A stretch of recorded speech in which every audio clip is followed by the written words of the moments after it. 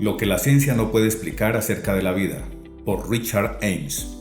¿Será coincidencia que precisamente cuando la ciencia está asimilando tanta evidencia que apoya el diseño inteligente, la creatividad humana lucha por encontrar formas de mantener a Dios aparte?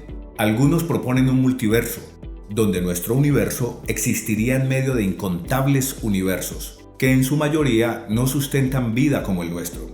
Según esa teoría, la probabilidad de un universo que sustente la vida puede ser una en muchos billones, pero da la casualidad que ese universo es el nuestro. Otra idea novedosa captó la atención en el 2003 cuando el filósofo Nick Bostrom publicó un artículo titulado, abro comillas, ¿vive usted una simulación computarizada? Cierro comillas, Trimestre Filosófico, volumen 53, número 211, páginas 243 a la 255. Para la mayoría, la idea era extrema, quizás interesante como ejercicio intelectual, pero no como un concepto serio. En pocas palabras, Bostrom propuso que la arrolladora mayoría de quienes viven la condición de persona lo hacen como parte de una simulación computarizada, a menos que la mayoría de las civilizaciones humanas se extingan antes de avanzar al punto de crear simulaciones computarizadas de personas o que avancen a tal grado, pero sin interés en realizar esas simulaciones. ¿Podemos ver lo que ha hecho Bostrom? Según la lógica que plantea, la arrolladora mayoría de personas tienen que ser fruto del diseño inteligente, pero el filósofo no afronta la idea de un creador divino, tampoco elimina la necesidad de un creador, sino que la deja de lado. ¿De dónde salieron sus simuladores? Al final de cuentas, cuando se le agoten los simuladores, que son a su vez simulaciones, queda la pregunta: ¿cómo llegaron a existir los supuestos simuladores como seres inteligentes y capaces de realizar simulaciones? El argumento de Bostrom solo sirve para resaltar la necesidad de un creador que exista más allá de su obra creada. La vida proviene de la vida. Haciendo a un lado las simulaciones, el principio de biogénesis validado por todos los experimentos y experiencias a lo largo de la historia humana dice que un ser vivo solamente puede proceder de otro ser vivo. Ciertamente, algunos científicos han intentado crear vida de materia no viviente y han fracasado rotundamente. ¿Será razonable creer que puede surgir vida de lo que no es vida, dada la increíble complejidad de la más simple de las células? ¿Y podrá surgir ley de la anarquía y el azar? Los científicos saben que existen leyes matemáticas intrincadas que determinan el movimiento y expansión del universo. ¿A qué se deben esas leyes y su manifestación en nuestro universo? El científico Patrick Glynn afirma que todo tuvo que ser, abro comillas, absolutamente preciso desde el comienzo. Todo, desde los valores de fuerzas fundamentales como el electromagnetismo y la gravedad, hasta las masas relativas de las diversas partículas subatómicas y el número de tipos de neutrinos en el primer segundo desde que comenzó el tiempo, que el universo tuvo que saber ya en el segundo 10 a la potencia menos 43.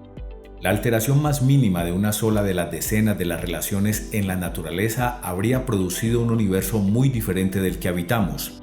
Por ejemplo, uno sin estrellas como nuestro Sol, o simplemente sin estrellas. Cierro comillas. Patrick Glynn, God, The Evidence, 1999, páginas 7 y 8. Las leyes físicas existen desde el mismo comienzo del universo. Los científicos reconocen que tiene que ser así, y esas leyes son perfectamente afinadas para permitir que nuestro universo exista tal como existe, con nosotros incluidos matemáticamente. Es muchísimo más que improbable que un universo así llegara a existir fortuitamente, con las propiedades necesarias exactas para permitir la existencia humana.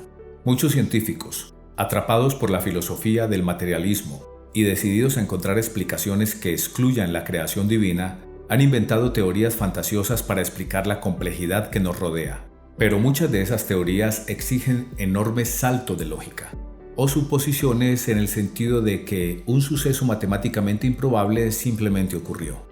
A diferencia, los teóricos del diseño inteligente señalan la complejidad irreducible de muchos procesos y estructuras vivientes, como prueba de que no pueden ser el resultado de mutaciones fortuitas y selección natural.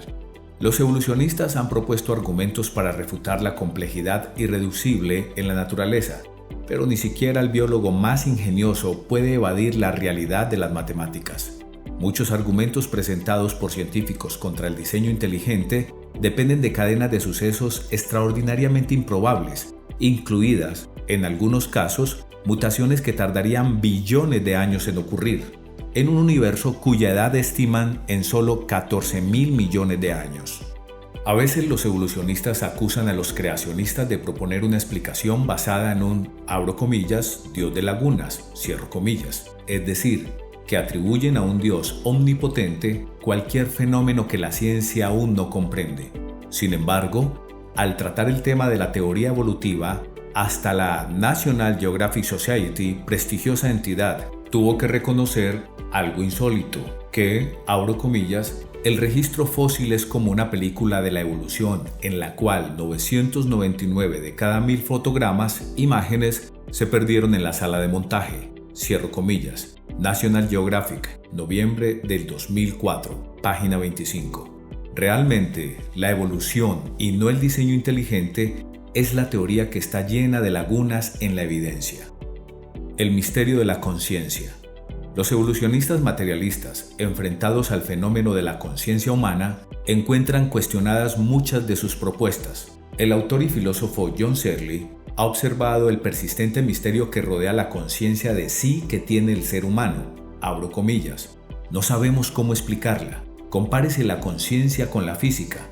Vamos bastante bien en física, aunque hay algunos aspectos enigmáticos, como la mecánica cuántica, pero no tenemos una teoría adecuada de cómo el cerebro causa estados conscientes, y no tenemos una teoría adecuada de cómo encaja la conciencia dentro del universo. Cierro comillas. Robert L. Kahn, Closer to Truth, Challenging Current Belief, 2000, página 5. Los filósofos se han preguntado, abro comillas, ¿cómo podemos comprobar que algo existe excepto mi propia mente? Cierro comillas.